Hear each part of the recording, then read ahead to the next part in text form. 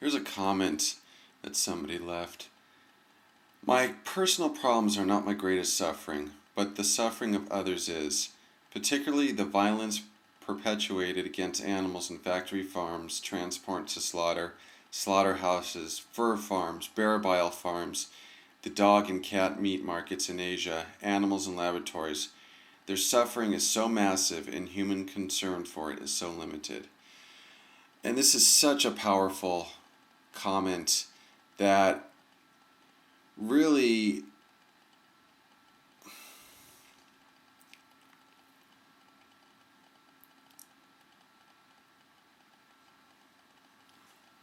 I don't know. I don't have an answer. I don't have an answer. I think it's a travesty.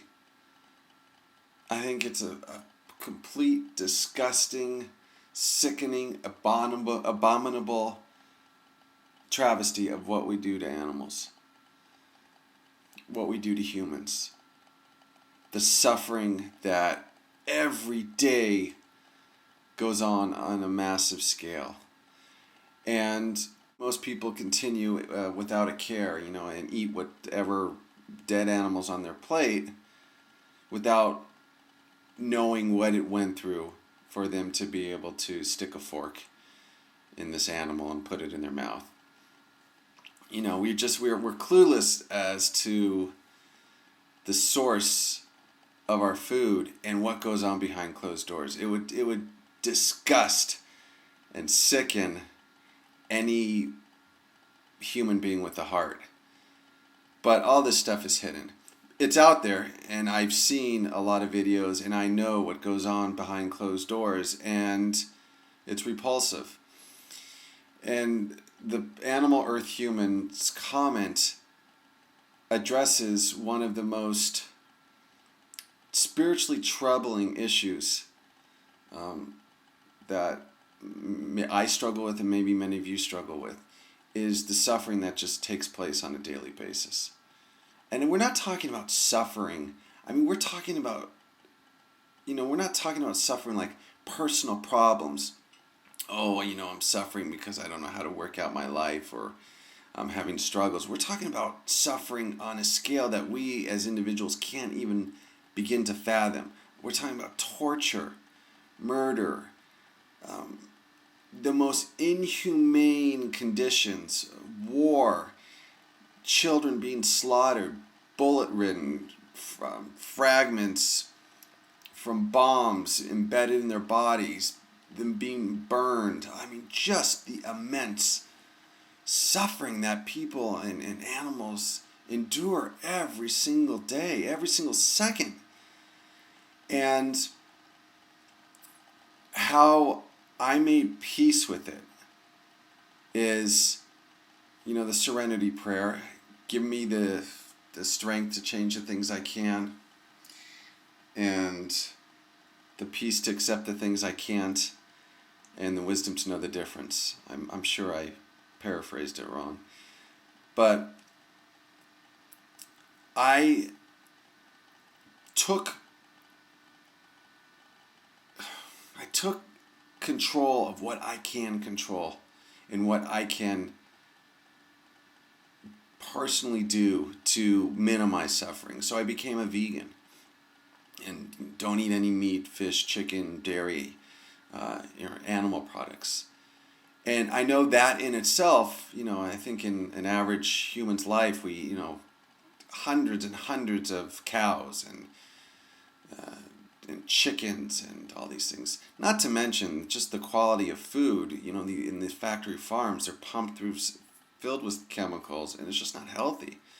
I mean, it's horrible enough what it does to the animal, let alone what it does to you when we consume this kind of factory farm meat. That's the first thing. And I think the second thing is,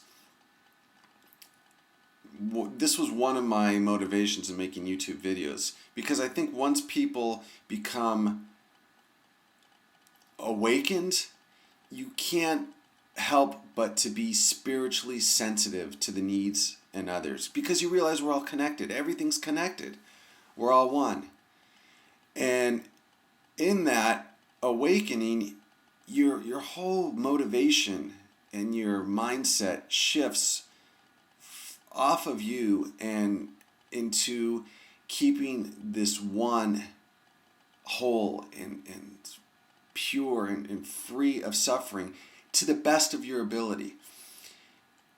And there has to come a point when you cannot take on the pain and suffering that goes on in the world. You can't personally internalize it because it just victimizes you. And when we release that and say, the pain and suffering of other people is going to propel me to act. In whatever way, form, means that your spirit leads you to. You can act, For me, it was becoming a vegan and making videos and I guess sharing with other people what goes on beneath the surface, helping people see behind the illusion. But I know that I just can't, I watched some stuff on TV. I watched A Planet in Peril a couple days ago from CNN where it talks about what goes on in Asia, with animals and what they do to the animals. I mean, it's grotesque. And, part of that distaste that it leaves in my mouth is what inspires me and what can inspire you. But you have to know how much to put on your plate. And you have to know when to say, you know what, there's a lot of things. In fact, the most things I cannot do. I can't control. And I think it's that lack of control and that lack of being able to make a wide scale difference that really, for people like animal, earth, human, really weighs heavy on their soul. And I understand that. I completely understand that. And I think the best story that brings me some comfort is the starfish story, where there's millions or thousands of starfish piled up along this beach that they're on the sand and they're ready to die. And this old man is bending down, laboring, picking one starfish up and chucking it into the ocean. And then he's bending down and picking up, very slow and methodical process of picking up one starfish at a time. And then people start to gather around and they say, "What are you doing, old man? What are you, crazy? You're never going to be able to save the starfish. Look how many all these starfish. Look how many there are." And there's just thousands. I mean, all you see, you can't even see the sand. There's just starfish lined up along the beach. And somebody says, "What does it matter?" And he picks up a starfish, looks at it and shows it to the person and says, "It matters to this one." Takes it and chucks it in the ocean. And that's the only comfort that gives me some semblance of peace